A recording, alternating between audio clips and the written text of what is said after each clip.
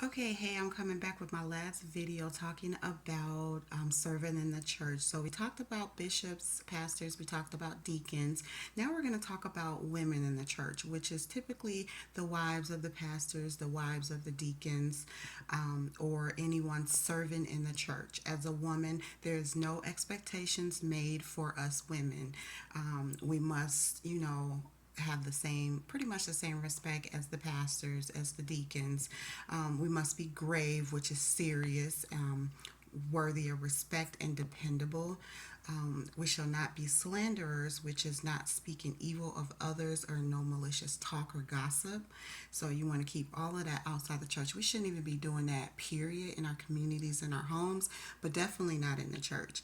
We also should be sober, not indulging in too much wine or alcohol. We need to be self control. So, not being an alcoholic or not being drunk all the time or drinking too much. We want to make sure that we are having a sober mind and be coherent and able to, serve God and do our jobs in the church as well as outside the church, I believe.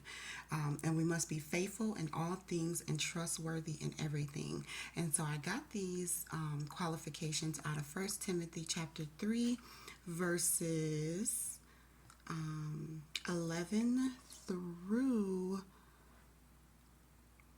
I think it's just verse 11.